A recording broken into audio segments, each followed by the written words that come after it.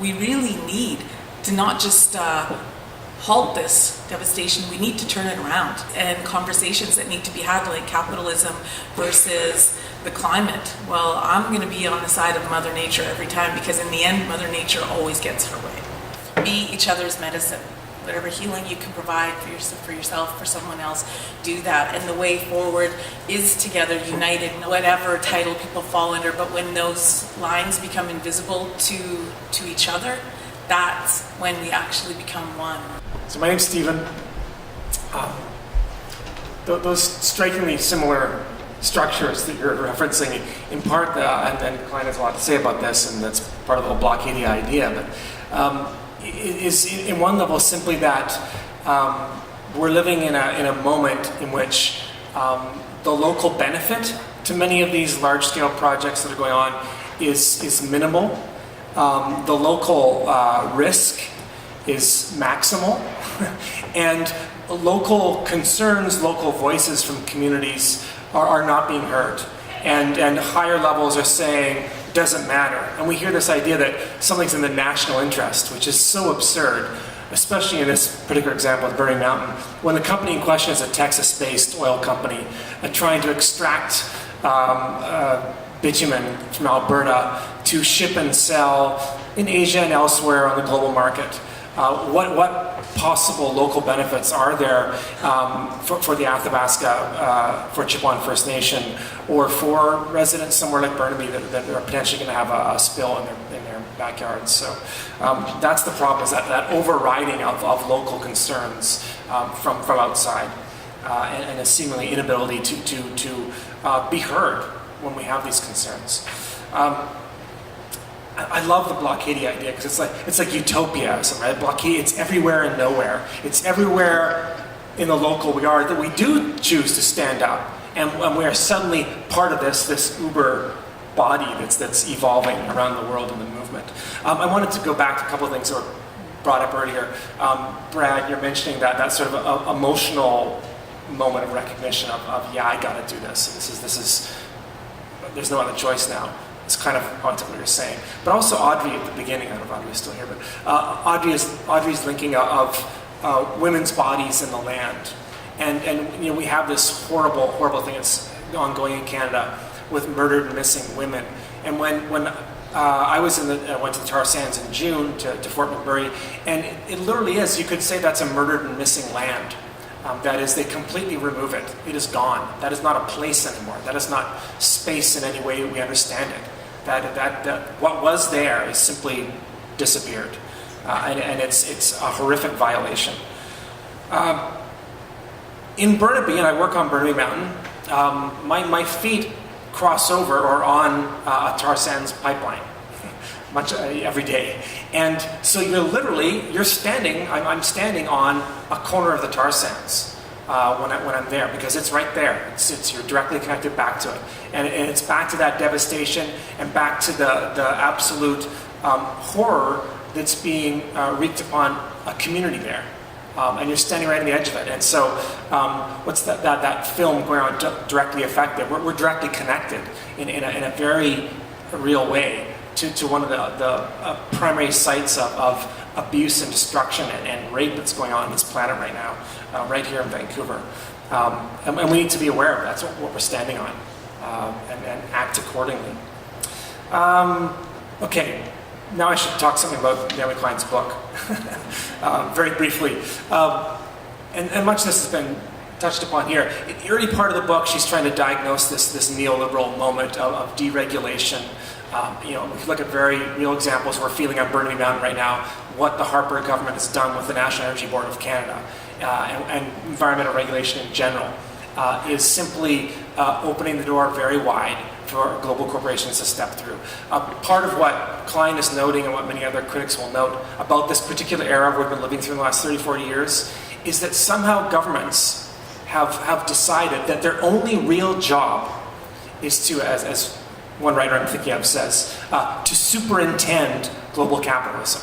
Like, they have no other responsibility except to make sure that the global market functions fluidly and fully.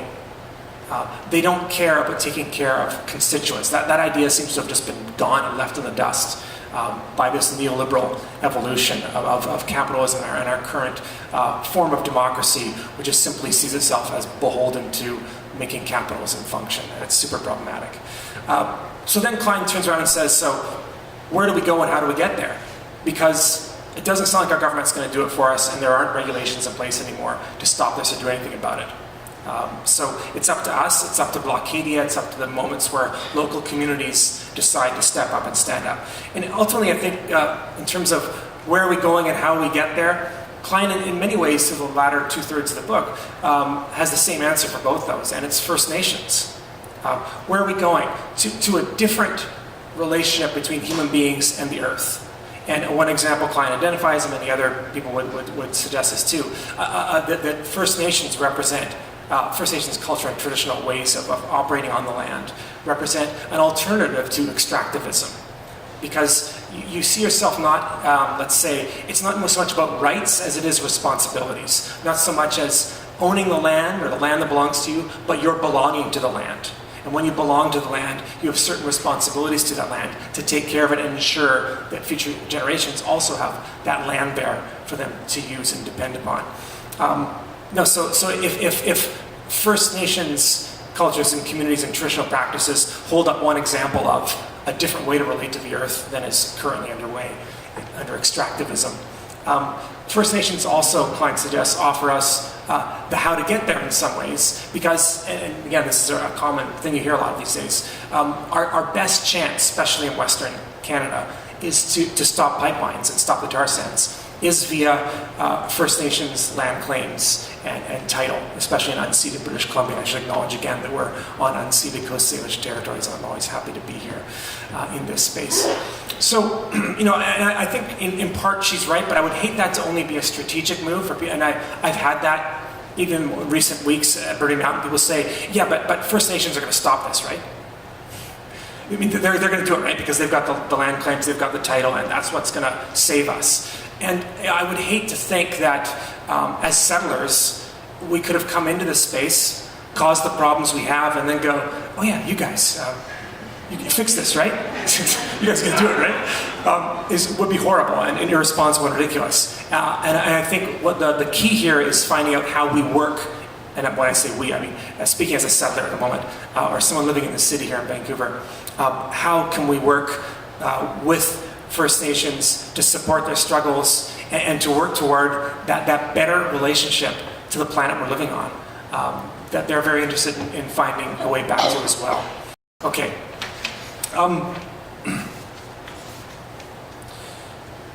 Part of what I'm really concerned about and the experiences with Burning Out recently have highlighted for me is, and it goes back to some of the comments about how we operate in a unified way.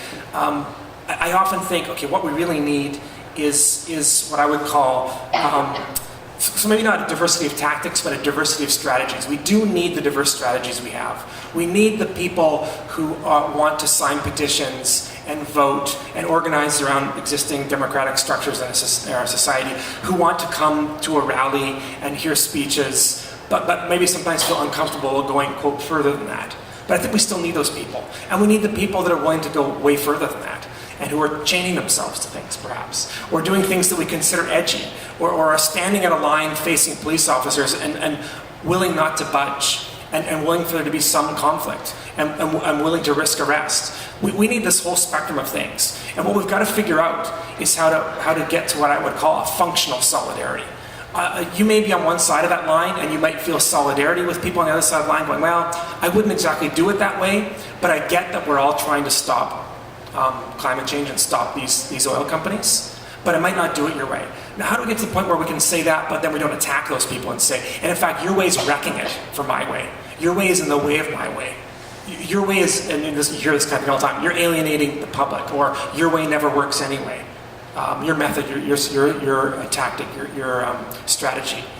We have to get past that. And if I look at a recent historical example, I would look at the Civil Rights Movement in the United States. And you can't look at the Civil Rights Movement and say, it's because Martin Luther King and all those people had this non-violent thing going on. You can't go, no, it was Black Panthers and the fear of actual armed resistance. No, it was all those urban race riots going on. You can't isolate something that happened in the civil rights movement and go, that's what did it. But it was actually, I think, the combination of all these things that were going on and all these pressures on the system coming from different directions and angles that were meaningful and powerful, and that for whatever was achieved through civil rights, and there's a big argument to be had there, but for whatever successes it did have, it had them because it had that diversity of strategies and approaches. And we have to find out how to support that now, and not sort of turn in on each other and go, you guys are just ruining it, because we still hear a lot of that. See, the last thing I want to just say in closing, and thinking about that totality, is I'm starting to play with a term, just as kind of a joke with myself, and I refer to the biotariat. Marxists used to talk about the proletariat, that class that was being exploited by capitalism. We're in an era now, and I think Klein's book is in part about this, in which life itself, writ large, is what is being exploited in order to turn a profit. It's every species, it's every animal, every plant, every class of human beings, well, almost every class of human beings. I'll back off on that a little bit. It's the air, it's the water, it's the soil. Everything is open to exploitation to generate and accumulate profit. And I think we have to now organize with that broader category in mind. We have to acknowledge that we are members of the biotariat, and we have to rise up as life itself, answering this system that is dead set against life. Thank you.